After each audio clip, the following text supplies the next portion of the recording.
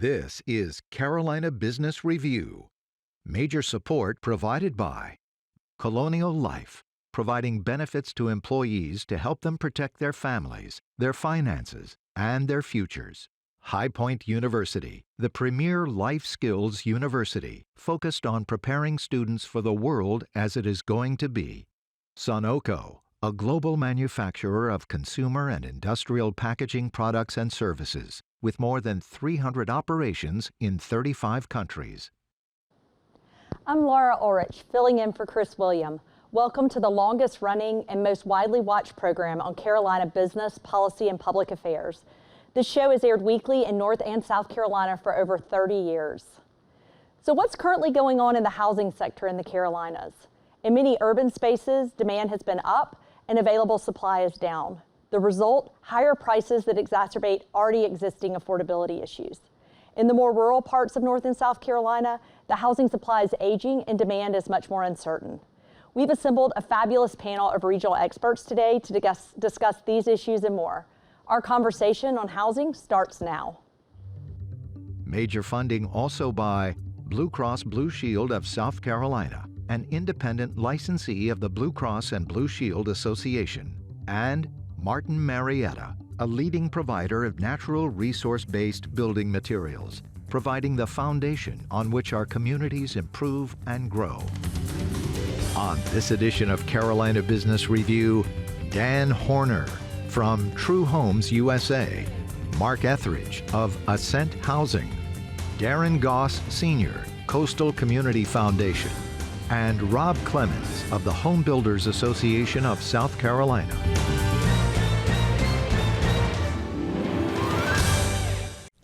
Thanks guys for joining us today. It's really exciting to see all of you here. You're all new to the show, all four of you, and it's my first time hosting. So what could go wrong, right? A bunch of rookies here. This is going to be great, though, and the topic we're talking about is one that I think just about everyone in the U.S. is interested in one way or the other. It's such an important topic. So Dan, let's just go ahead and jump right in with you. So I know I saw the Redfin numbers from May, and they showed that year-over-year growth in prices in South Carolina was up about 2.1%, North Carolina 2.9%, but home sales were down by over double digits. So what's going on there? What's driving those results? When we look at the basics of what's happening on the affordable housing crisis, it's really being driven by macro dynamics that people want to live and work in the Carolinas. There's a reason we all live here, and there's a reason people want to live here. And what's been happening over the last several years is we've had meaningful job growth, and quite frankly, the ability to deliver enough apartments and homes to meet the job and demographic growth. We just can't keep up. And the best example would be, as you said, sales are down, but the months of supply are down even more. And months of supply really is what's driving housing affordability and the prices that we're seeing in the marketplace. So are you seeing that across the Carolinas, or is it only in certain markets where you're seeing those issues? We build in North and South Carolina and all the major markets, and it is everywhere. And it began the middle of last year, and the supply is getting worse. It's not getting better. And we didn't see the increase in the spring. The spring supply did not show up. And so in our sector of new home construction, there's more demand for what we are providing because there aren't enough resale homes on the market either. Right. So Rob, Dan mentioned something interesting because he said there's a reason we're all here, right? There's a reason why people want to live in the Carolinas, and both North and South Carolina have seen such large in-migration numbers before COVID too, but certainly kind of post-COVID. So what about all these people that are moving in? Are we able to keep up with that demand with the supply of housing? I know you're in South Carolina. Yeah. What are you seeing? Oh, it's a great question. Well, first of all, in South Carolina, we have some of the hottest housing zones in the whole country. If you look at the Myrtle Beaches and the Hilton Heads and Greenvilles, I mean, the places like this, you do have a large migration of people coming from New York, New Jersey, Massachusetts. So do we have enough supply to keep up? And the general answer is it's touch and go a little bit. If you come into a typical housing market and you look at the MLS, you'll see that there's not a ton of supply out there. And so building is more important than ever, and having good building lots and having people getting into the industry and actually helping us build those homes, it's all very critical. So we're definitely seeing that we're barely keeping up. And I think that the other thing that's important to know is that the home prices are actually, at least in the Myrtle Beach market, slightly improved over last year. And I mean, upwards a little bit. And that's a little counterintuitive because we've all heard so much stuff about that. But still a very good time to get into the market, and in particular in the hot markets. Let me add one thing on that absolutely. point. In markets like Charlotte, Raleigh, some of our larger urban metro markets, for example, we're sitting in Charlotte right now, and in the last 12 months, the success of our state is we've had nearly 60,000 new jobs in Charlotte. To put that into what does that mean for housing demand? That means the housing industry needs to build about 38 to 40,000 new homes just to meet that additional population growth. In the same period of that 12 months, we built about 18,000 homes. Wow. And so we're falling way behind in supplying what our state is attracting. So given those stats and given what we're talking about, when does this start becoming an issue with economic development? Because we've had a lot of big economic development wins in all the places that you guys live and work. And they continue to come, but at some point we've got to bring workers in, right? We know some of them are going to come from outside of the Carolinas. When does housing start really becoming an economic development issue, you think? Well, and I do think that ties right into what we just talked about. You know, the fact of the matter is you have to have attainable housing. And in South Carolina, we started talking about attainable, not just affordable, because what does affordable mean? You know, if you're a millionaire, a lot of stuff's affordable, but for your typical household, it gets tough. And there's stats that the National Association of Home Builders put out a research study in 2019, and I'd say it's still about the same now, that every time a house goes up in value $1,000, that nationwide you can X 128,000 people out of buying a home that they would qualify for. So we need to be continuously looking at making homes that people can afford to live in and let that workforce get into town where they need to work. So, Darrin, what were you? Yeah, what I was going to say is I think there's the in-migration of talent from other places, but there's also the people who actually are here, right, and those who return to the Carolinas, you know, who have family here, who have grown up here and are looking to come back, that don't see themselves as necessarily from off, but are here. And so I think the economic development challenge already exists.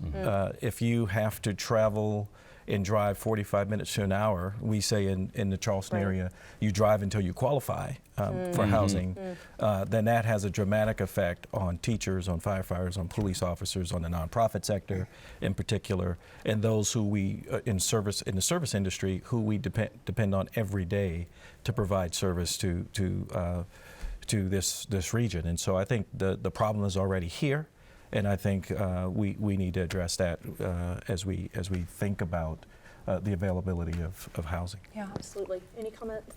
Well, it's all connected, and it's not just economic development, but it's also recruiting and retaining employees. And we've seen in Charlotte efforts to recruit teachers to our public school system and the healthcare system. You know, jobs that we all need and rely on this community are becoming more and more difficult. And unfortunately, for a lot of income brackets, they're very strained on finding an attainable place to live in Charlotte. And so it either exacerbates their commute or their ability to get to work or maintain that job. And also for the organization or for the community at large, it mitigates their impact to really serve the community. And so I think I agree that it's here, and I agree it's a challenge that we have to confront, and I agree that it's in some ways it's a self-perpetuating cycle. Right. And so it's something that we really need to be top of mind of across the region. Really interesting. So Darrin, you know, I know it's not just housing demand that's driving prices up. Right. What else is pushing prices up in the area that Coastal Community Foundation serves? Yeah, you know, at every level, it's regulatory requirements, additional costs of, you know, impact fees. There are additional requirements for how much, you know, you have to raise the houses off the ground a certain amount that carries with it an additional cost. And then there are some things that we hold near and dear to our heart in the low country of South Carolina. We love our coast, and so conservationalists will tell you that, you know, density is not necessarily a great thing, but when the cost of land acquisition is what it is, that creates a challenge for affordability. And then the last thing, and I think it's an unintended consequence of the region in which I serve, is our preservation community. It requires a lot of money to bring certain homes up to those standards. Right. Where people who live in those homes, who occupy those homes, maybe can't afford that, and that creates an escalation of housing costs that become cost prohibitive for middle income, working class people. Other comments, Dan? I mean, from your viewpoint as a home builder. I would add that the challenge of we're saying, we need workforce development, we want more jobs, we want to see our economy grow. And a lot of times that's being driven at a state strategic level or maybe even a county level. But what happens is the housing to support that is done at a local level. That's right. And that's where individuals see the local impact of people moving in. And through that dynamic, the local municipalities aren't aligned with the state leaders to say, hey, how are we going to collaborate with all of the jobs that we're going to bring into your area? And so we see in the business paper, hey, 20,000 new jobs, 10,000 new jobs, $1 billion of investment, but there's no collaboration or cooperation with the local municipalities. Say, and how do we have those individuals work in our community? And how do we have them participate in our community if they're going to come and get these jobs? And that's where I see a major disconnection. Right, really interesting point. I want to make sure we spend a good amount of time talking about solutions to these issues, because clearly affordability is a tremendous issue. Mark, in the work that you do in the affordable housing space and workforce housing space, what solutions are you seeing that are working or have the potential to really work? Well, I think we've seen a sea change of new investment and attention paid to the affordable housing space in the last 5 years. If you think about private sector engagement a decade ago or 2 decades ago, it was really limited to a couple lanes. The low-income housing tax credit vehicle, which has been around since tax reform in 1986. And there really wasn't a myriad of options outside of that for the private or the philanthropic sector to get engaged in partnership with the public sector on this issue. We've seen not only different project types and funding strategies, but also new players come to the table here in Charlotte and in many of the metropolitan areas across the Carolinas. And I think that is really compelling. The problem is we're still not meeting the demand enough. Right. So in Charlotte, we used to build 312 affordable housing units a year up to 2018. We have anywhere from a 30 to 55,000 unit deficit at 80% AMI and below units. We really need to be creating between 3,000 and 5,000 units a year. We've probably gone from 312 to something north of 1,000, but we've got to take that 3x in production and really do it again and sustain it for a quarter century for us to really be at a place where we're ending housing security in this region. Wow, that's overwhelming to think about. It is. So I'm curious too about maybe some solutions that provide a bit of a stopgap there, because thinking of this as kind of a quarter century project, which I think is important to do, can be kind of overwhelming. But I'm curious, Dan, about the idea of accessible dwelling units. So could you let people know, first of all, what is an accessible dwelling unit, an ADU, and why is your firm and why are other people interested in these as a potential solution, especially in the Charlotte area? ADUs are a standalone, kind of let's call it a mini home. In Mecklenburg County, where we're at, it can be up to 800 square feet, and it can be behind an existing property. In Mecklenburg County, by right, you can add an ADU, as long as you don't have deed restrictions saying that you can't. We've done an assessment in our market. There's over 120,000 people in our county who could say yes in my backyard. And so they're completely empowered to say yes in my backyard. And these units are perfect for family members that you can care for. It's great to have individuals where you can provide really affordable rent in those solutions. The challenge with ADUs is that there currently does not exist a meaningful funding mechanism to help the individuals who say yes in my backyard to do that. We are seeing meaningful movement to try to bring structural solutions in that arena. And we believe if we do that with the need to add so much more supply, this is a meaningful way we believe it can happen in our community. Really interesting. Rob, are there other things that you've seen or heard about in your role that seem promising? The first thing I think is I'm going to take a more working with your legislator side of things. Because one thing that happens, and I think it's got to be tough to be a legislator who your constituents are looking to you to make decisions. And it's always hard to say, we're going to have tax increases or whatever may be the case. So a lot of times the low-hanging fruit comes down to your businesses and your builders, and we impose regulations, and there are stats that say that up to 30% of the cost of your home can be regulatory in nature, and we're talking about impact fees and license fees and things like that. So I think sometimes we need to work with our legislators to make sure they understand the impact of that on the affordability of homes in the overall. And also, I think an important and understated part of that is that we have to understand the value of building homes to a community. For each new home that's been built, it's shown that creates about the equivalent of 3 full-time jobs for a year. And we talk about the strength of this nation. You talk about home ownership, being able to have jobs, right? And those are two things that happen. So sometimes it's natural for legislators to say, hey, look, we need to control things. We need to get more money in from this. But we have to be careful to make sure we understand the value of home building and never to cramp it unnecessarily and unintended consequences of the raised prices of doing so. Right.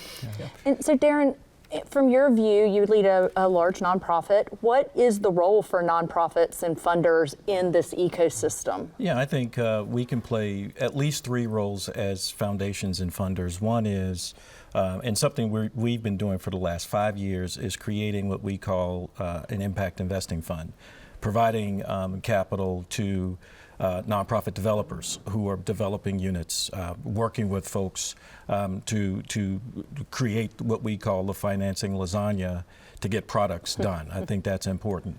The second thing is this idea that in some communities, particularly rural communities that you mentioned at the top of the show, where homes are becoming blighted, is to help people stay in those homes and through programs that we would offer funding for, we would call owner-occupied rehab. And that's good for infill.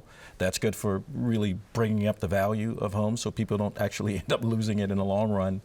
So that's a second way. And then the third way is really investing in the capacity of smaller developers who can do projects from 5 to 10, 25. It's not the big projects, but those all make a difference against the bottom line of need.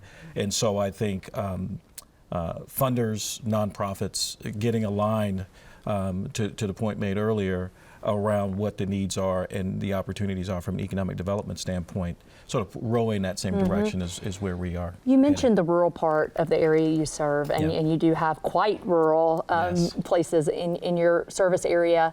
What are the differences that you see there in terms of housing demand, housing supply, prices? Yeah, it's the uncertainty of if you build it, will they come? Right. But we also know that because that land tends to be a little cheaper, a little less cost for acquisition, that's very attractive for developers. And so trying to preserve a lot of that property is heirs property, which is generationally hard to deal with. And so that creates a situation where gentrification could happen.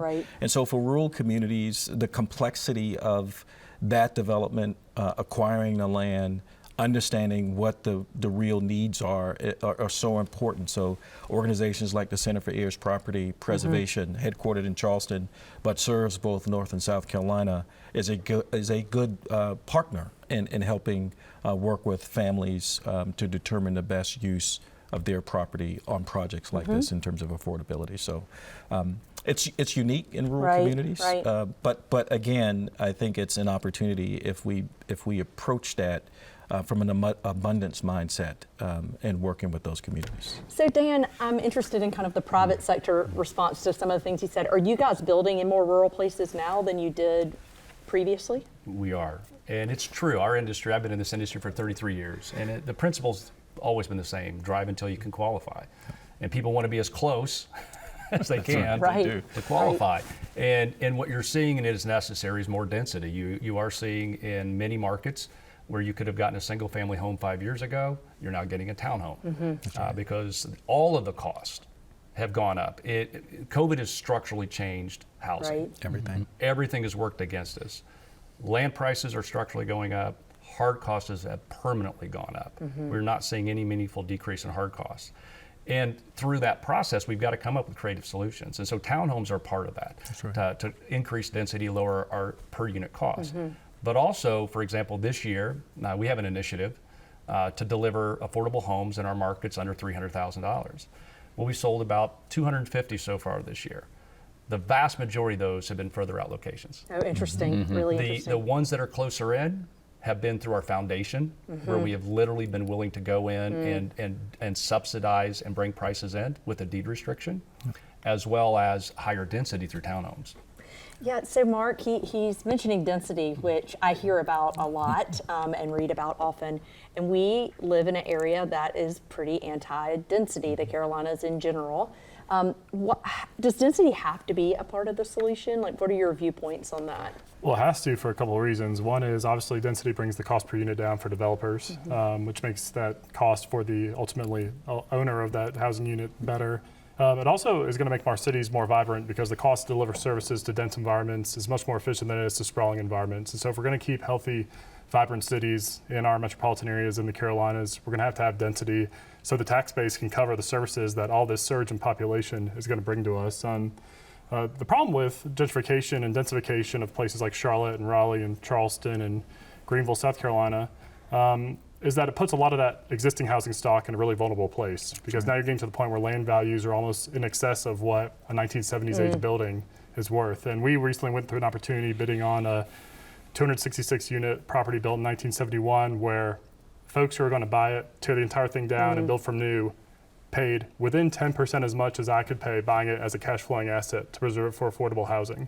And so that really worries me, especially in our more affluent areas with higher land prices, that we're going to lose opportunities where naturally occurring affordable housing has existed in places of opportunity near jobs and transit and schools, and lose those because land prices with that densification and that urbanization are really increasing rapidly. Right. So Rob, as working with the Home Builders Association, I'm certain that density comes up frequently as you're hearing about what's going on around the state. What are your views on the role it needs to play? Well, I think it's healthy to have these discussions no matter what. We're in Myrtle Beach, to go back to that zone, and I can speak in Charleston. We see similar things. Hilton Head, as you run out of that room, that natural room, it restricts the ability to get people where they want to be. So doing a large multifamily can provide a easing of that, and so I grant you that. One concern is always going to be the road systems to get into these places, right? So I think it's healthy to have a discussion on, can we exit? Famously in the Horry, Georgetown area, we've talked about what happens when a hurricane comes into town, and can you get out safely? Are the roads going to provide that? So I think it's a healthy discussion we have, but we always go back to making sure that there's proper planning in place for developments, and a lot of developments and county municipalities and decision makers take that into account. So we're seeing this as a major thing across this area for sure in South Carolina. But I just think it's a healthy discussion. Regardless, there's a supply and demand thing that always happens here. And as our supply diminishes and the demand is still high, it will only drive prices up. So we do have to find a healthy balance there to work with our delegation to get this done. Yeah, I think you just said something very important. We talk about it this way: housing is infrastructure. And so as you think about building more density, you have to think about the infrastructure around that. Highways, transportation corridors, and then the other things, schools, and all those things that make communities vibrant and accessible are a part of that housing as infrastructure issue. One of the other solutions that I'll just point to that we're thinking about and the city of Charleston has done is community land trusts. It's a way to sort of make housing affordable for generations, and trying to get that concept more readily accepted, understood, and then bought into, because people can actually give their property to a land trust, and it creates a situation where it becomes permanently affordable, even with what's going on around Right, it. So that's great. So that's one of those solutions that we're absolutely in favor of and support. That's excellent. So we're about out of time, but for our closing question, I want to ask all of you, what's the one policy, this could be local, state, or federal, that you think if improved or changed could make the most difference? So in other words, if you were king for a day, what policy would you change first? And about really quickly around the table. Dan? That's an easy one for me. Would be greater collaboration with the desire for job growth in an area, and then thinking about how can we meaningfully increase land supply, approvals and entitlements to create a streamlined process, especially for workforce housing. Okay. And get that into the business Awesome. and into the market. Mark? I'd look at the state government, I'd look at property tax statutory reform, as well as investing in alternative uses of affordable housing outside of what they currently do. Awesome. Darrin? Yeah, I think it's for me, it's about zoning, particularly on the coast of South Carolina. I think we have to consider the unintended consequences for some of the decisions that are made at the hyperlocal level to the ability to create density or supply at the more macro level. Well, it's tough to go Rob, last. yeah, So I'm go. going to say a large part of the cost of building a home is your workforce and the labor costs. So I believe that we need to have more things in place from a legislative level that help develop incentives for kids to get into the construction industry. And that starts with the All right. schools and legislative. Awesome. Yeah. Thank you guys so much all you. for joining me Thank you. today. You all did fabulous. So great first show for all of you. And thanks for joining us. Thank you. Gratefully acknowledging support by Martin Marietta, Blue Cross Blue Shield of South Carolina, Sunoco, High Point University, Colonial Life, and by viewers like you. Thank you. For more information, visit carolinabusinessreview.org.